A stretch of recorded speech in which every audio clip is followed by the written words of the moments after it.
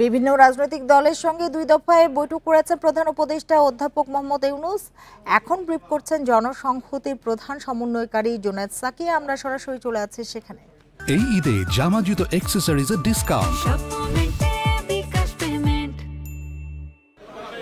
দেখুন দেখুন professor doctor Mohammad Yunus যিনি এই অন্তর্বর্তী সরকারের দায়িত্ব নিয়েছেন, যার উপরে বাংলাদেশের রাজনৈতিক দলগুলো, বিশেষত আন্দোলনকারী রাজনৈতিক দল সহ দেশের জনগণ ভরসা রেখেছেন। আমরা মনে করি এই যে বিচার সংস্কার এবং নির্বাচনের যে রাজনৈতিক প্রক্রিয়া এবং উত্তরণ পর্ব, এই পর্ব তার নেতৃত্বেই এটা সম্পন্ন হতে হবে।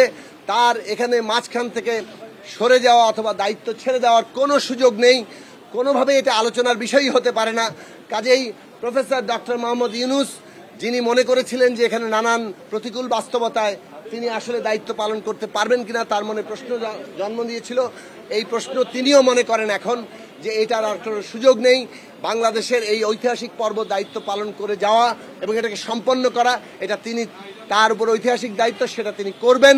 এবং সমস্ত রাজনৈতিক দল সহ দেশের সকল প্রতিষ্ঠান, দেশের রাষ্ট্রীয় প্রতিষ্ঠান, সেনাবাহিনী, পুলিশ, প্রশাসন, সমস্ত প্রতিষ্ঠানের কাছ থেকে তিনি সহযোগিতা চেয়েছেন। আমরাও মনে করি দেশের রাজনৈতিক দলগুলো এবং দেশের শ্রেণী পেশার শিক্ষার্থী সকলে মিলে এবং দেশের যে গুরুত্বপূর্ণ রাষ্ট্রীয় প্রতিষ্ঠান, সেনাবাহিনী, দেশের গুরুত্বপূর্ণ প্রতিষ্ঠান, প্রশাসন, পুলিশ বাহিনী সহ বিচার বিভাগ সহ সমস্ত প্রতিষ্ঠান আজকে এই সরকারের যে সহযোগিতার প্রয়োজন সেটা তারা করবেন এই উত্তরণ পর্বকে সম্পন্ন করার জন্য। আমরা এও বলেছি কোনোভাবে যাতে রাজনৈতিক দলগুলোর সাথে দূরত্ব তৈরি না হয় এবং রাষ্ট্রীয় প্রতিষ্ঠানের সাথেও সরকারের এমন কোনো সম্পর্কের জায়গা ঘাটতি সৃষ্টি না হয় যাতে করে মনে হয় যেন সরকারের সাথে রাষ্ট্রীয় প্রতিষ্ঠানের কোনো দ্বন্দ্ব তৈরি হচ্ছে।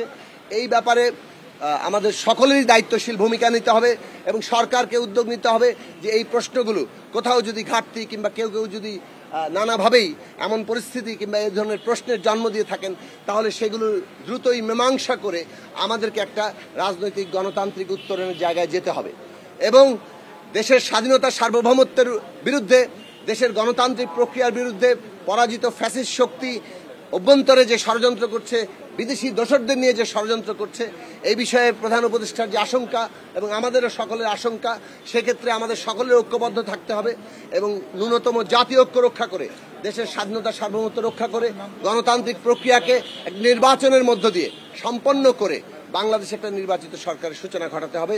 সেই প্রক্রিয়া আমরা সবাই মিলে করব। এইটা আমরা সবাই মিলে একটা আশার জায়গায়, আস্থার জায়গায় এসেছি। আশা করি আমরা ভবিষ্যতে আরো এগিয়ে যেতে পারবো। আপনাদের সবাইকে ধন্যবাদ। প্রধান উপদেষ্টার সাথে বৈঠক শেষে ব্রিফ করছিলেন জুনায়েদ সাকি। আমরা এতক্ষণ সেখানেই ছিলাম।